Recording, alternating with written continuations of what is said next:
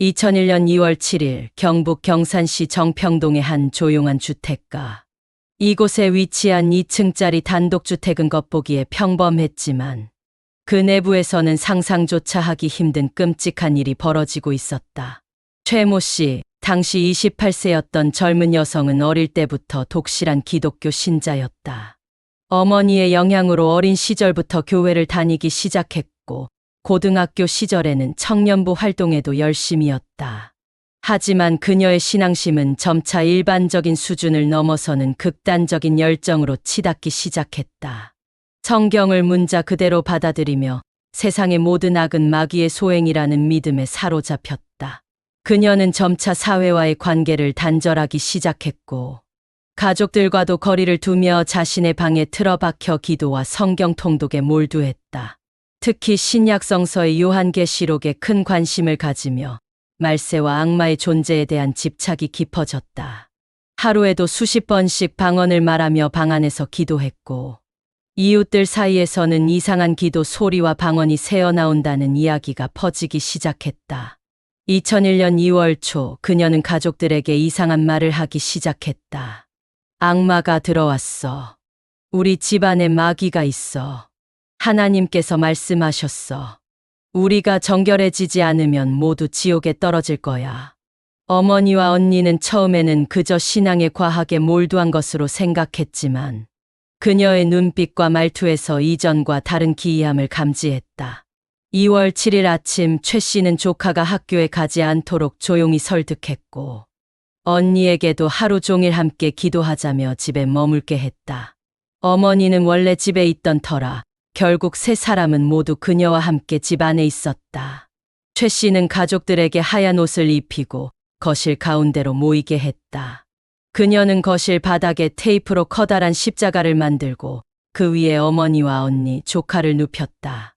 처음에는 의식처럼 보였지만 이내 가족들은 몸이 움직이지 않도록 팔과 다리를 강하게 묶이는 상황에 놓였다. 조카는 울음을 터뜨렸고 언니는 이성을 되찾고 도망치려 했으나 이미 늦었다. 최 씨는 두 손을 들고 방언을 외치며 집안을 돌아다녔다. 그 기도 소리는 점점 커졌고 몸을 격하게 흔들며 환상에 사로잡힌 듯한 행동을 반복했다. 그녀는 고개를 뒤로 젖힌 채 자신에게 하나님이 말씀하셨다고 선언했다. 정결하지 않은 자는 죽어야 한다.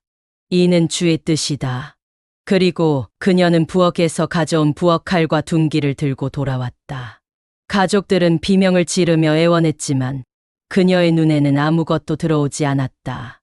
마치 사명이라도 완수하듯 차례로 세 사람을 공격했다. 어머니는 가장 먼저 희생되었고 언니는 동생을 말리려다가 머리에 치명상을 입었다. 조카는 마지막까지 울부짖으며 살려달라고 외쳤지만 그녀는 그조차 외면한 채 칼을 들이댔다. 거실은 피로 물들었고 세 사람의 시신은 여전히 십자가 형상 그대로 놓여 있었다. 피는 바닥을 타고 흘러내렸고 벽에는 기도 중에 쓰인 방언의 흔적들이 피로 써진 듯 어지럽게 남겨졌다. 이웃들은 기도 소리와 비명, 이상한 방언이 들린다는 신고를 했고 경찰이 현장에 도착했을 때 최 씨는 여전히 기도를 이어가고 있었다. 그녀는 피에 젖은 채 두 손을 하늘로 뻗으며 울부짖었다. 나는 신의 뜻을 따랐을 뿐이다. 그들은 정결해졌다.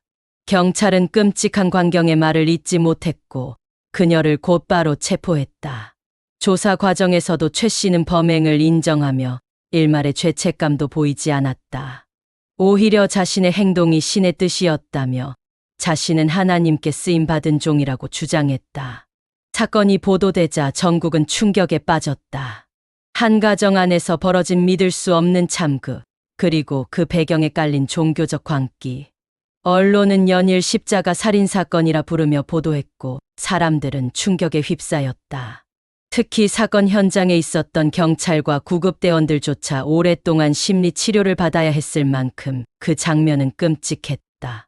이후 정신감정 결과 최 씨는 심각한 정신분열증 진단을 받았고 심신미약 상태로 인정되어 무기징역을 선고받았다. 그러나 대중은 이 결과에 분노하며 그녀가 반드시 그 대가를 치러야 한다고 주장했다. 그 집은 이후 한동안 빈집으로 방치되었고 동네 아이들 사이에서는 귀신 나오는 집이라는 괴담이 퍼지기 시작했다.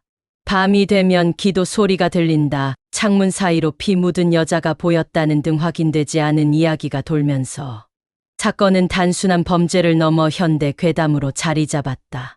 그녀는 여전히 수감 중이며 다시는 세상 밖으로 나오지 못했다.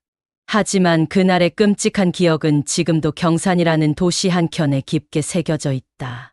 이 이야기는 단순한 미스터리도 흔한 강력범죄도 아니다. 이는 인간의 신념이 망상으로 변질될 때 얼마나 위험한 결과를 낳을 수 있는지를 보여주는 끔찍한 실화이자 괴담 이상의 교훈을 담고 있는 기록이다. 영상이 유익하셨다면 구독과 좋아요, 알림 설정 부탁드립니다.